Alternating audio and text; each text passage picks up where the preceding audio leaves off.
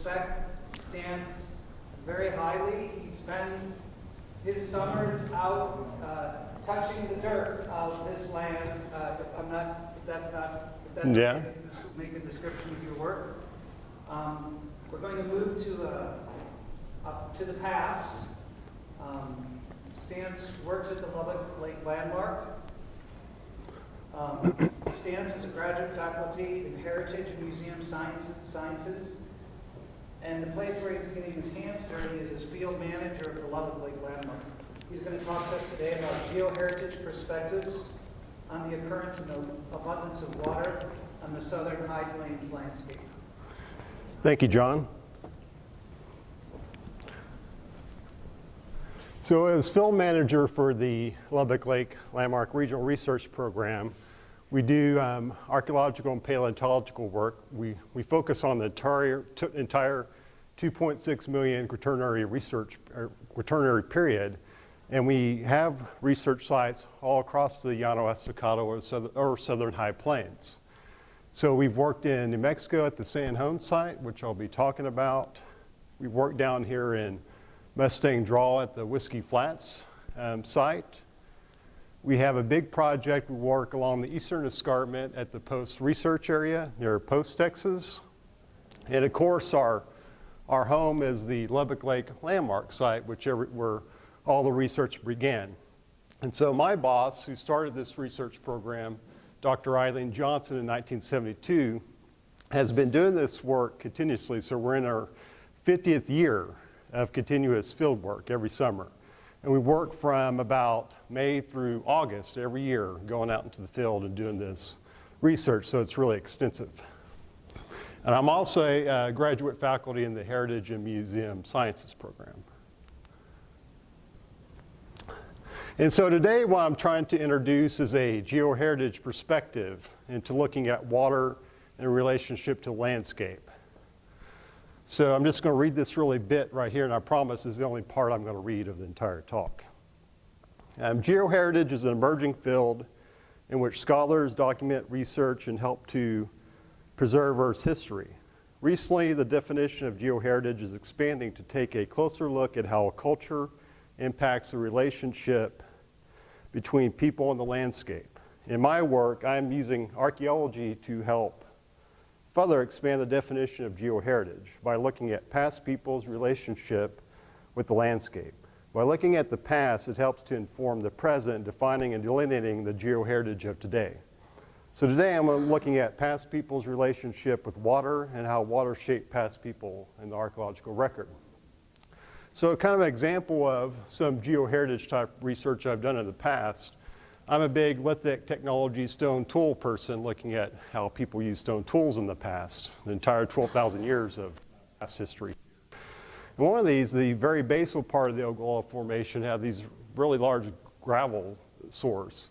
And they have all kinds of material in here that can be used to make stone tools. So part of this research, I documented the diversity of different stone types in the gravels, and then tried to investigate during different time periods what the different hunter-gatherer groups of the past preferred to make their stone tools with, and how they'd use the different materials for different stone tool uses. Another part of this, I'm also become really interested in the historical record out here as well. And we have a homestead site that dates to 1907. And if you look closely at the structure here, this person has put these same gravels into his house as part of decoration. So it's looking at how people are using the local environment culturally. So we're going to look at how water shapes the Llano Estacado, Southern High Plains, and also how water shapes people and people shape the landscape. And we're trying to look at all the interconnections of these things. So to start out with, the Llano Estacado is a 130,000 kilometer square plateau, the flattest place in the United States. This way, because of the Pecos River, about 6 to 8 million years ago, took away the water source from this area, leaving us high and dry. There used to be ancestral rivers crossing here, depositing river sediment across, but with the Pecos powering our water, so we can bring the Pecos for everything, for our lack of water. it's left us with this dry plateau. And we have several draws crossing this as well. And it forms the headwaters of what we know as the Colorado River, Brazos River, and Red River. And the Canadian River is the only true river that crosses this region. So looking at it in cross-section, and this is kind of a near area where we're working at near Post, Texas. So we have the Triassic Dockland group as the base level. Here are those fabulous Ogallala gravels I was talking about at the very basal unit. Then we have wind-blown sediment and also more smaller sized gravels forming the rest of the Ogallala Formation. And we all should be familiar with our caliche cap rock, which is a really old soil that's been heavily calcium carbonated. And it's principally the cause of why we have such a slow regeneration rate of aquifer, because it's a hard, compact surface, so water has a harder time to get back down into the Ogallala compared to other regions that has the Ogallala aquifer. Then about 1.5 million years ago, dust or sediment from the Pecos River started blowing out onto the high plains and forms a Blackwater Draw Formation. And that's our main geological unit. That's what all the farmers are working on, is the Blackwater Draw Formation. And during the Dust Bowl days, we used to have blackouts in the 1930s of the upper organic layer. Now we have redouts, which is the lower part of the Blackwater Draw Formation. There's a series of soils that are formed here.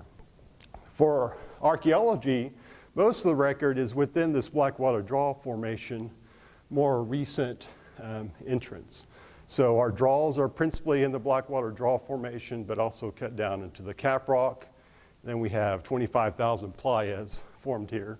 And we also have about 40 salinas that dot the southern high plains surface. So let's take a look at a few of these. So here's a map depicting the 40 salinas in the region. And these are different than the playas in that they have this more often this kidney shape feature, and probably formed due to the collapse of the underlying Triassic bedrock. Has lots of salt evaporites in it, and so it collapses to form these larger water bodies, and so these are highly saline. But in terms of water, they're often associated with freshwater springs, and so people were attracted to these places through time to get this fresh water, and also a great place for salt. And the bison would also like to come here and get salt too, so you're going to be following the bison herds as well. And so these are some of our archaeological areas we've been working at. And this is Tehoka Lake, this particular salina. So there's also, this map depicts, there's about 25,000 playas that dot the southern high plains. And the southern high plains in general, due to its history, the highest point is in the northwest and the lowest point in the southeast. So all the water kind of trends in this direction, as well as the draws. There's a more abundance of playas along the eastern escarpment, and also there's more freshwater springs available along this region as well. That's just a map of, or an aerial image of some of the playas that just dot the landscape all across the Llano Estacado. And those were an important place for people prehistorically. Now looking at the draws, we're working at a couple different places within the draws on the Sun High Plains. And this is just a depiction of part of Mustang Draw between Stanton and Midland, Texas, and see a little bit remnant here, cutting across. And as you're driving across the Southern High Plains, you do a little dip and come back up. You may be going through a draw, but many times they're all have been filled in. It's hard to recognize that you're in one these days. We'll come back to this. So at Tehoka Lake, we've been doing research there since 2005, and we have uncovered campsites all along the shores of Tehoka Lake, and we have occupations that date to at least the last 8,000 years. And I'm sure they'd go older, we just haven't dug deep enough to find them yet. And we also have worked near the spring, so this little outlet here, it's called Mammoth Creek, and it's called Mammoth Creek for a reason. And so mammoths were here for the water, and we also got evidence of Pleistocene horse through here. We're still waiting to find older evidence of people within Mammoth Creek, but we have sites all throughout this area. Mainly late prehistoric, so about 500 to 1,000 years ago. There are several campsites along the shore right here. And it's also one of the birthplaces of Quanah Parker, one of the many places in Texas. And we also have evidence of the Pastores at Tehoka Lake. We have a corral. The Pastores were 1870s Hispanic sheep herders coming from New Mexico to look for more grasslands for their pasture. And so we have evidence of them. And we also have evidence of a 1870s Anglo-American settlement dugout at this location. So we span the entire range of prehistoric to historic attracted to this salina. Excuse me. So playas were also an important part for prehistoric use through this time period. Our most famous one we've been researching is at San Juan in New Mexico. And it's a extinct playa because it's along the edge of the escarpment. As the escarpment retreated, it basically deflated this and all the water rushed out. So we have all the deposits exposed that we can look at this playa. And the elevation here is like 4,900 feet. So it's really high up. And so this is what this looks like, the San Juan. And here is the excavation. Here are the playa muds associated with this. And this is a playa that was inset, and there used to be deposits here, and it like dumped out onto the high plains. So you can see these here. Closer look at the playa muds associated with this particular playa. And we have archaeology. The research began here in the 1940s, and it's still ongoing.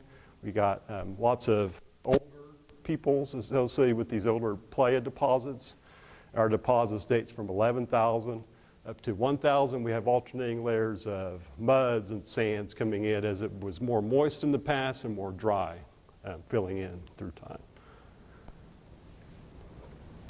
And Vance Holliday has done a lot of research at playas throughout this region. And so not only the San Juan, but looking at other playas all over the area, there's a general pattern that he sees. So about 12,000 to 6,500 years ago, there's a generally rapid deposition of sediments within the playas. And also, I want to point out the evidence suggests that most of the playas were formed between 20,000 to 10,000 years ago. So relatively pretty recent features, and most of them likely due to winter erosion, scarring them out and forming these. And then between 6,500 to 4,500, there's slow deposition, indicating a period of extreme aridity, and we'll come back to that. And then 4,000 to 2,000, more extreme deposition, more rapid. And about 2,000 to present times, more of a kind of in-between continuous period of deposition that we see. And so the main takeaway is that the lower water table aridity, there's a lower water table, more extreme aridity during the Middle Holocene period. So now looking at our research at draws. So starting at the Lubbock Lake landmark. Of course, the landmark was discovered in 1936 in an attempt to rejuvenate the springs that stopped flowing there. And so a big archaeological site was found here, and this is what the landmark looked in the 1940s, pretty treeless region. It's located on Yellow House Draw, and it makes a bend here.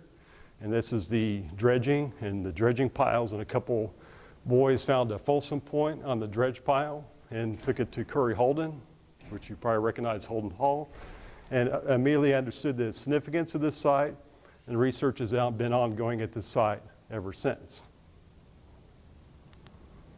And the landmark is extremely famous for its stratigraphy.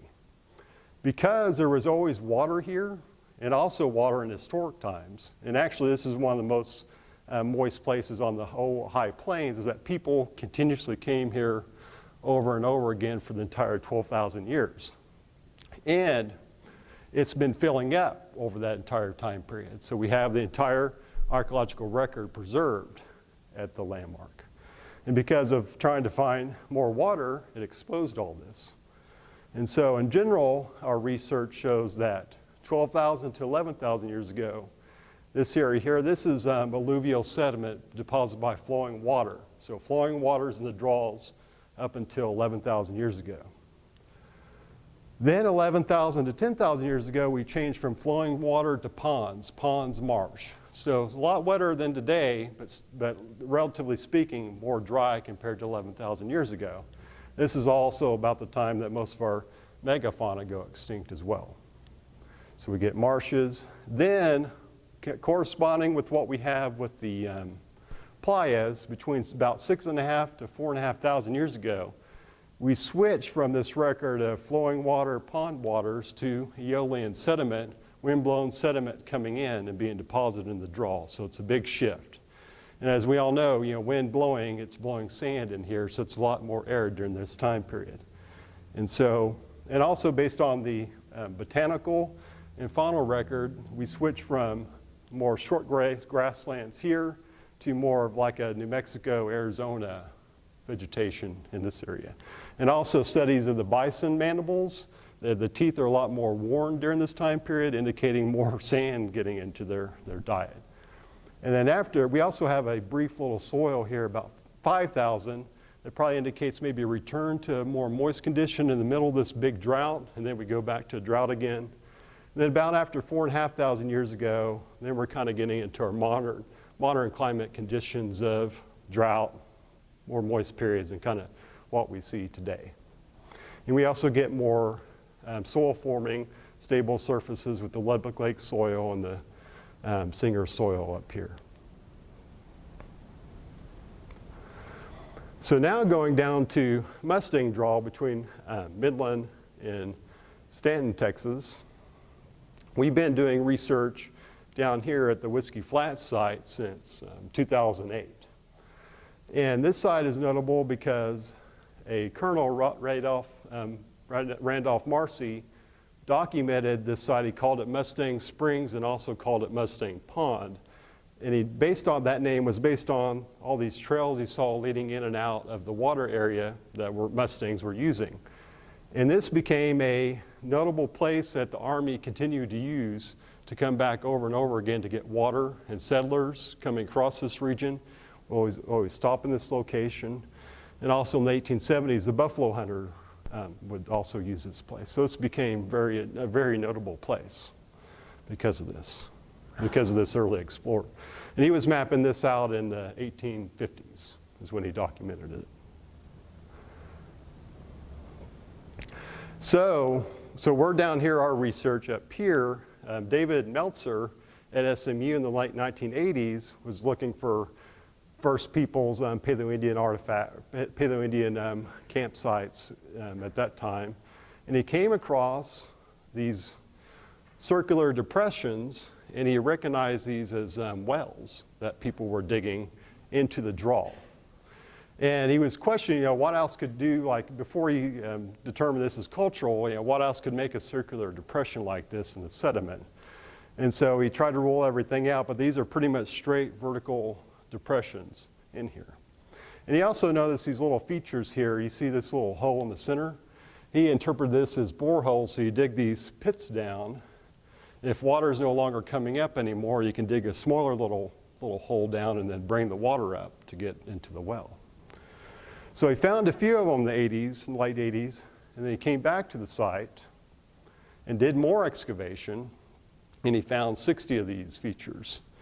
And these are all on the surface these wells were dug into was a disconformity, and they're all kind of wind deflated, desiccated surface. All the sediment infill in these wells are from the upper, being deposited into the lower one. And some of the deeper wells also contain caliche boulders, which he interpreted as like you maybe stand on these as you're getting water up so you don't get wet. And all the wells are at different depths. They're not all at the same depth. And based on radiocarbon dating these wells, this is a stratigraphy profile of Mustang Draw, where he's working at. These date to about 6,000 years ago of when they were dug down into this. And again, when I said our driest period was about 6,500 to 4,500 years ago, so this is an interpretation of wells being dug to get down to the water within the draws during this drought period. And there's 60 of these.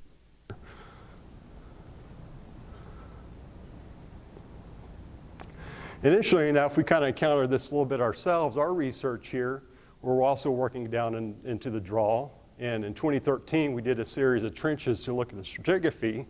We found this big bison bone bed that we've since dated to Comanche times. We were here excavating pre-COVID times in 2019. This is right next adjacent to this trench. And we're excavating down. At some point, the water started coming up, and we had to stop our excavations right in the middle of the draw. And we never thought that this would happen. It's pretty dry area. And so I kind of evidence of this, like from year to year, this water table is probably fluctuating greatly within the draw. And so you can see like how easy it would be to maybe at certain times of the year to dig holes down to get to the water if it wasn't right on the surface. And at some years when we're here, we can see little seeps coming out of this area here, indicating the water table's near the surface, but other times it's down. So wells kind of make sense prehistorically if you know how to do it, and you know that water is going to be down there.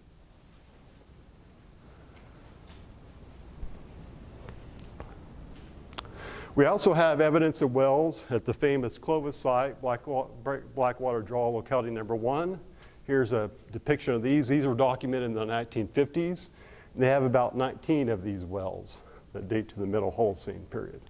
There also is a possible one that dates to Clovis, which would be about 11,200 years ago, but there's only one of those. So we would need more evidence to depict that Clovis people were actually doing this too. And interestingly, Lieutenant Colonel William Shafter, who was in charge of expeditions trying to catch the Comanche on the Southern High Plains during the Indian Wars, he observed the Comanche had water wells within the draws. These were dug not because they needed to, not during a particular drought period, but when you go back to Marcy and discovering these important watering sources, the Army was using these places, and so the Comanche couldn't get to them. So the idea is that the Comanche were then going in places they normally wouldn't have to dig wells and digging them so they could stay away from the Army. And one of the reasons why they could survive on the high plains, whereas the Army would have trouble finding water as they were traversing the landscape. And so my last example is our research at Post. And as I said, we've been interested in the historical period as well. A great book that Curry Holden wrote based on it's a biography on the life of Rollie Burns. He was a cattle ranching manager in the 1880s, and he talks about the need to build these cattle water tanks in 1886 because of this large drought within the bottom of the river, the South Fork of the Double Mountain Fork River, because he's worried the cattle may run out of water. And so we found these features here, and this is drone 3D mapping. You can see the little dam. You can see the little arroyo coming down here. So use the natural topography as cattle ranchers do today in building stock tanks and built these dams here. And what I think is really fascinating about these, and they use the local sandstone rock to kind of reinforce here, is that these may be like the last sort of tanks that were made like this. And this is using like horses and mules to dredge up to make these. Because not long after that, the widespread advent of drilling and windmills comes right after this. So this is probably like these tanks were probably abandoned and not used again. So these are kind of like pristine, like 1886 historical record of the first attempts to try to conserve or to get water for cattle during this historical time period. So in summary, from a geoheritage perspective, scholars need to continue the work of documenting, conducting research, and advocating for the preservation of the Southern High Plains landscape. Through the study of archaeology and geological research, it is clear that water not only shaped the Southern High Plains landscape, but its people for the last 12,000 years. It is important to develop a geoheritage that also makes connections to past people and their important role in history of living on the Southern High Plains as we do today. Thank you.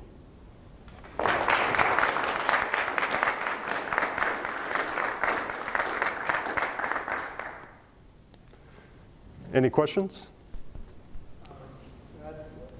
dry period 6,000 years ago, would that been the time when what people refer to as the altithermal? Yeah, Middle Holocene altithermal period, yeah. Mhm. You have a land feature on one of those maps called the Lunette. What is that? Oh, a lunette? That's the sand or the sediment deposit so when the playas get eroded, when they're dried, the sediment gets deposited on the leeway side of the playa. And so it's almost a reverse stratigraphy. So it deposits that, and you can actually excavate in the lunette because it's deposited slowly over time. You can actually get archaeology in context within the lunettes as well. Thank you so much for the wonderful work. So here in Lubbock, where you're working, you can clearly see that people have been living here for 12,000 years. I'm just wondering, since I've been hearing, and I mentioned yesterday, findings of white sands about very clearly because of the footprints, it's much later. Are we finding anything here that suggests peoples were living here before the 12,000 years? And I'm especially interested in this about the playas, because I know the white sands there are relatively new because people were living there before you had all that white sand there. Is it the same thing here? Are people living here before the playas, like 18,000, 20,000 years ago? Yeah, the playas are probably just forming at that time, so they probably definitely overlap. And the white sands is really an interesting site and a more fascinating recent find. We also have a archaeological site in central Texas, kind of near Austin, called Buttermilk Creek we have pretty clear evidence that people were there 15 to 16,000 years ago. So we know for sure, like when I say 12,000, that's all the evidence we have in this region so far. But that doesn't mean we just haven't found it yet. So there are people here in this region that's pushing it up to like 16 to 18,000 years ago. Any other questions? How many salinas did you say were on the Llano? I'm sorry? How many salinas? 40. 40. Mm-hmm. And those are, besides like important bird habitats, there's archaeology all associated with them as well. And I think those would have been important buffalo gathering grounds. And also when you think about the draws, so people weren't just aimlessly wandering around the Southern High Plains landscape. Like we kind of consider the draws probably like highways that they were navigating across because they could more reliably get water in the draws, and then they could kind of come out. If there's abundant rainfall, they might be able to get water out of the playas if it was fresh enough. And the salinas would be really well-known springs that they could tap into. What are some others other than the crocus? I'm sorry? Other than the Cahokia one, what are some of the others? Muleshoe on one off the top of my head. And there's some of them that are part of the Texas state parks, like that. Any other questions? My ignorance on this, but those wells that are, or those depressions that are dated as wells back to 6,000 years ago, are we assuming that those were societies, or those are hunter-gatherer communities moving and then creating these wells intermittently, or I guess just what is the understanding? Definitely hunters and gatherers, and so what our broad evidence suggests right now is that during this time period, people didn't totally disappear off the high plains during this drought period, but there probably wasn't as many people, and also they were probably moving around the landscape more so. They weren't just staying put right at the water source. I mean, these were highly migratory people. They could have been here and then shoot off the high plains back into central Texas and come back, following the bison as they were prevalent. So these are probably pretty highly mobile people using these water sources. We can track different kind of time periods when people are more mobile become less, but these people were probably more mobile.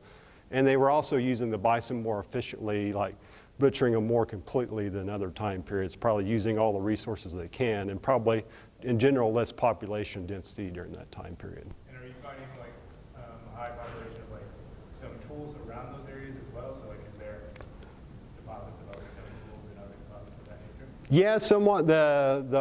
The wells are interesting. We don't find as much archaeology, like material culture, associated with that Middle Holocene period. When we get past 4,000 years ago, we find lots of stuff like campfires and all kind, like lots of big sites dating that time period. The Middle Holocene is pretty sparse. The Lubbock Lake Landmark has an excellent record of the Middle Holocene, one of the best in the region, probably because water was still flowing, even though it was more arid, was still flowing in this region. And Vance Holiday also noted that at the Landmark and at this Mustang Springs, these are areas where the caprock caliche isn't covering these places, so it's possible that there's just more available water in these places even during this more arid time.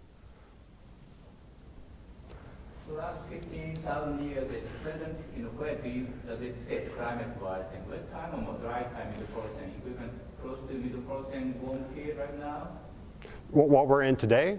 Yeah, now, last say few hundred years or so, what kind of climate we are right now compared to past 50, 20,000 years in here? It's kind of hard to say that. Since the value of archaeology is we have the hindsight's 2020, we can look at big time ranges and see these patterns play out. More recently, it's hard to depict how these things how people are gonna adapt and how these patterns change because it's such a short time period. But you don't have draw at all, right? Draw is totally dry. Present time, past, I don't know what. And I would say so when we're talking about perspective, the Middle Holocene is a lot drier and more arid than anything we have today. And probably the water table is shrinking is kind of like what we're experiencing today. So kind of looking at this big perspective is not always to think of ourselves as unique living in this time that we're kind of we're only people dealing with this. People have been dealing with these past fluctuations in climate environment through these long time periods. Not that we don't have unique circumstances, but it's trying to relate ourselves to this bigger picture that we're part of this peoples that have been living here for 12,000 years. And we deal with this climate and water availability that changes greatly through time. It's not going to stay static, it's dynamic as these different factors affect it. Any other questions? All right, thank you.